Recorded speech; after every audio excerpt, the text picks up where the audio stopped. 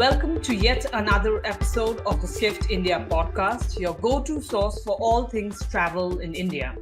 I'm Peyton Doma Bhutia, and today we have Krishna Rathi, Country Director of Agoda in India, joining us. Stay with us as we delve deeper into Agoda's focus on India and its implications for the travel industry.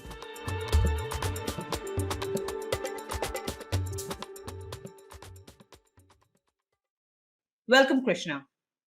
Thank you, Perrin, for having me on your show. It's a pleasure to be here.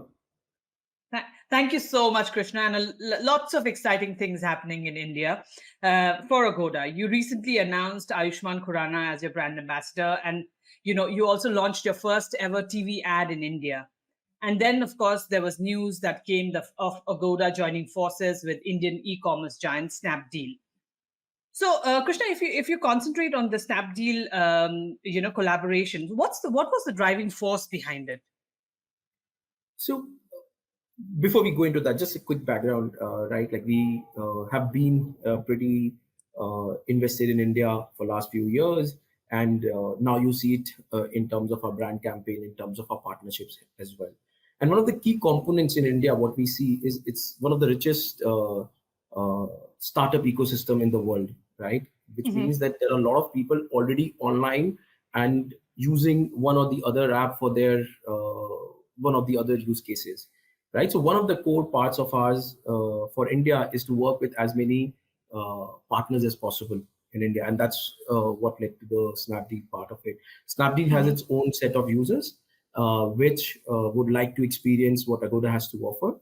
And that is one of the reasons you see, but you will see a lot more of these coming in future as well. Krishna, is this also a means to reach more inside India into the smaller tier 2, tier 3 cities as well, to give you more access to that? Yes, like that's one of the key focus areas as well. As I said, like these are users already brought online by multiple e-commerce and fintech players, and it gives you a good access. They're already online. They're already doing transaction. They are enabled to make payments online as well. So it makes it's a win-win for both of us, right? Like for them, they get new product to showcase to their existing customers. For us, we get access to some of their existing customers. Great. So to go back to my earlier point, Krishna, I've spoken about your collaboration with celebrities. Of course, you've launched your first TV ad in India with Ayushmann Khurana. So recently I was working on an article about how helpful are collaborations with celebrities, especially for a market like India, where people, film celebrities and cricket celebrities resonate a lot with the audience. Correct. So how helpful are these for brands like you? Because of course, you also have Make My Trip, collaborating with Ranveer and Alia. Then even Ease My Trip, which was not doing that for a long time, had Vijay Raz on board. And then, of course, Ixigo has Jackie, Sunil Shetty. So everybody is collaborating with celebrities. Yeah. So I'll talk a bit more about us because that's where I have a lot more insight than what others are doing. So at the heart of it, of course, you need a product which you can market, right? And at the start of the call, I mentioned that there's a lot of work we have done before we even got to a stage where we want to do a brand campaign, right? So it's like customizing for India, localizing for India, and actually finding what is the value prop the Indian customer would like. And that's why if you look at the campaign, it says see the world for less. And one of your older articles, you had mentioned that Indians like value for money. It's not that they like cheap, Correct. They like value for money. They are big spenders. And that is what this campaign is aimed at, is that, hey, listen, we'll get the best value for your money, right? And once we reach that stage where we know that we have a very good product, which we should, and the Indian customers would want to know, is when this process begins of the brand campaign. And of course, in India, star power is big. And this is how I explain it, is like if someone is willing to pay like a $10-20 to watch you on screen for 3 hours, that's massive, right? Like that's a very, very big pull. And then these stars are capable of bringing millions of Indians to watch them. right? Also, I So think it also gives a sense of trust factor is also there when a star endorses something. yes, to some extent, yes. But like for brands like Agoda, which are multi-country, which have been around for years, I think trust is the core part of our brand. It just Hmm. helps deliver the story better. So for us, and then coming to your specific questions, yes, it does help. Ayushmann is one of the most talented stars we have in India, and he has his own loyal base of customers. And when he says it, and like if you look at it's a fun brand, Agoda is a fun brand. It is linked to travel. We want to create memories for you. And when Ayushman delivers that story, it's very endearing. People love it. The initial reaction, if the ad just went live day before yesterday, and if you read the comments, it's all about, oh, this is so fun, this is so cute. So it kind of accentuates what we want to communicate. So on that Excellent. front, yes, a right mix of celebrity and the brand does help. Hmm. Hmm.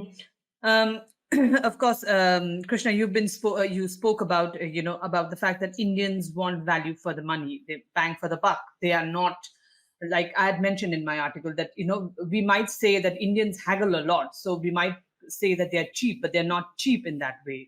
They will spend if they see value in it.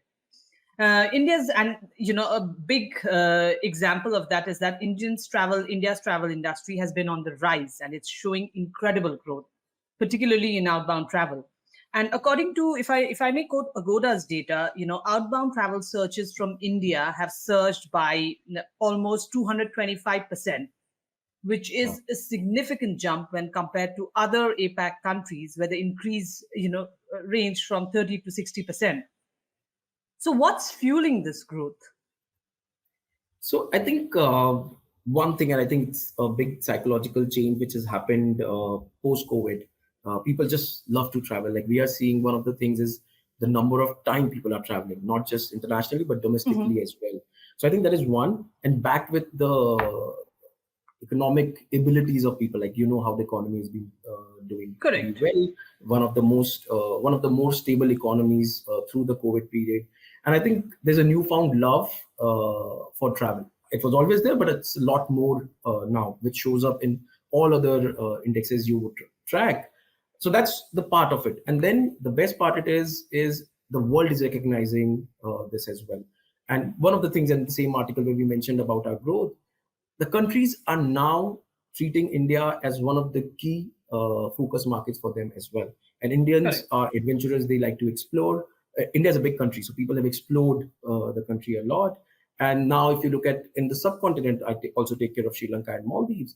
India is like probably one or two in terms of top inbound origins Yeah, I for think them. the Sri Lanka is the number one source market, right? And Yes, Sri Sri Lanka Lanka is number also made one. visa Maldives. free for Indians.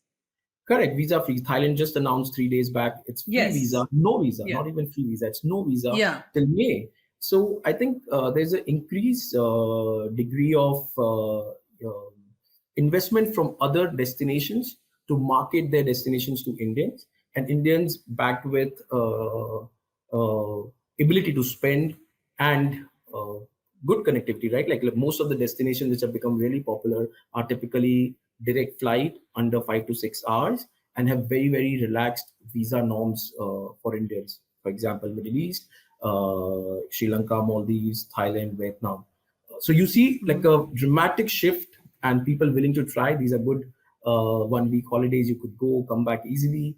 So that has been on the rise. Having said that, I do want to highlight we also see a similar growth in domestic markets as well. People are Correct. exploring closer to home. The one part which I wanted to highlight, the frequency of travel has increased in this. And the third part, which we are very proud of, is bringing international tourists to India. And that is also something which is seeing a decent jump where now we see people traveling from other markets and then to India.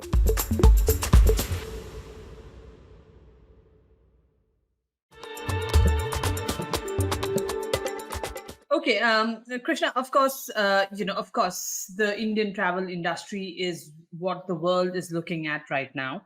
And of course, like you said, that Indians are more willing to travel. The frequency of travel has changed, right? So when you say that the frequency of travel has changed, it's no longer, it was in earlier, it would have been maybe one international trip or two international trips per year. But now people would want to, I mean, like the domestic trips, they are at, any long weekend, and you can understand, if you see the jam on the roads, you can understand, how Indians are traveling. So, what is the role of the Indian middle class in this growth? I think it's the main engine of the growth for this, right? Like, Hmm. so okay. One of the things what we see is the family trips going up a lot more, and that's one of the publications we had done a few months back. Also covered this point. So I think this is the segment which now is spending a bit more on travel and building those experiences. Might sound a bit preachy, but it's actually true. Like people do want to spend time together, people do want to take break, and I think COVID played a role where people realized, yes, it's worth being out, it's worth exploring. And I have a very classical example of Goa used to have an off season, right, where Yes, from correct. April onwards till like the monsoons got over, it was considered off season. Now, if you Yeah. just go and even look at Google Trends on how Goa performs, and it shows up in our bookings as well, it's a perennial destination now. And there's the same thing happening across India, right? If you offer a good experience, people are willing to try more and more. And of course, and all credit to our hospitality industries, they're scaling up to this challenge, right? It was tough post COVID, Correct. getting people to travel and also getting people to serve them.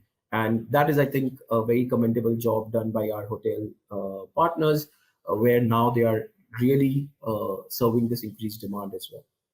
Yeah, and like you mentioned, Krishna, very interesting point about the fact that when Indians travel, they travel with their family, which is usually parents and two children, two kids, and sometimes even the grandparents pulled in. Because usually when we are seeing post-COVID travel trends, it's mostly about how people want to do solo travel.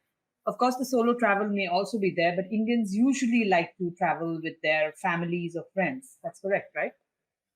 Absolutely. And like, I was surprised. I have joined 3 years back and I was surprised. I always thought that it will be more of a couple or solo thing. But for us, it's more family, and which is a difference from what we see in other markets.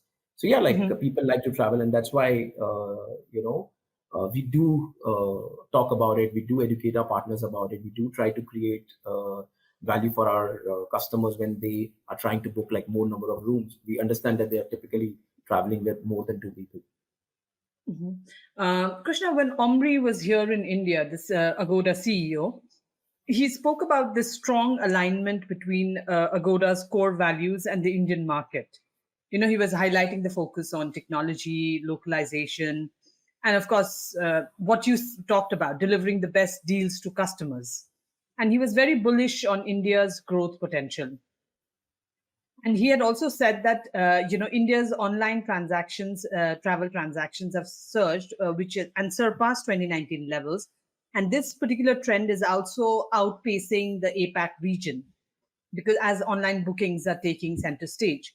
So, how does India differ from other countries in the APAC region? So first and foremost, like just to address what, just to on what Omri mentioned, and that's how we are working on those things. So first of all, is obviously tech is at the heart of India's most new companies, right? And Mhm. we leverage that by setting up our tech center here. So like there's a tech center which has come up in the last year itself here, and which is like a now big setup for our, and this is a global tech center based out of India. So that's one of the things, acknowledging the India's tech process, and part of where how do we see this coming up, as in like the India travel segment. We are very very confident that India is so just to give you a sense, like there are people, uh, almost 50 million people are expected to travel outside India in 2027. And that's the fastest growing outbound segment, right? Like this is one of the fastest countries in terms of people who will travel outside their country. So that's one which we are not seeing across APAC. And in terms of tech, what we are seeing is the usage of mobile. So India kind of jumped the broadband and the laptop era. We straight away moved to smartphones and 4G, 5G networks. So that has an impact. Today we are mobile first, and that's a big thing. So India is second largest in terms of mobile app adoption, only second to China, right? And that's the two big Mhm. change we see compared to other APAC markets. Okay. Also, Krishna, the most important thing that we've talked about, about the fact that Indian customers want value for their money. And when they do that, they also want a very high standard of customer service. Have you seen that changing, and how are companies like Agoda catering to that? So yeah, like I think at heart of our business, like customers across expect very good services, and India, of course, they are no different. And the best part is they are vocal about it as well.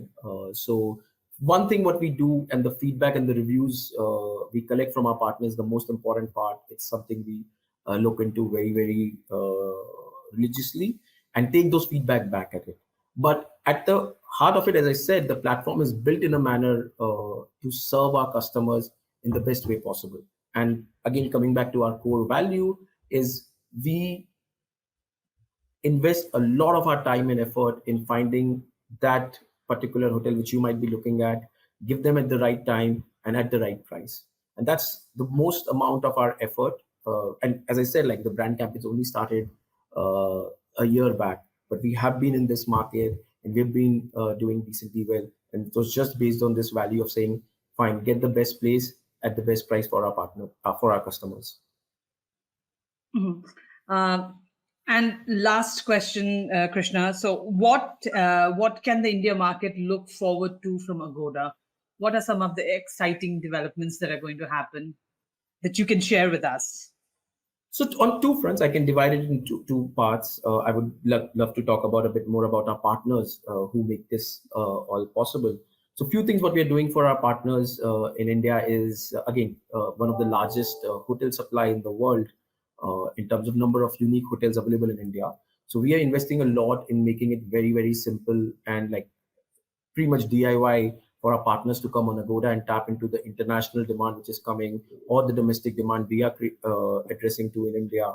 So that's one. Like literally today, someone can come to our portal and get their property registered in less than 30 minutes. Right. So that's one big investment for our partners. And then we do work very closely with on sustainability. In fact, we are doing a very big event in Goa where we are helping our partners understand how can they be more sustainable. So sustainable tourism is second thing where we are investing a lot. That's on the partner front.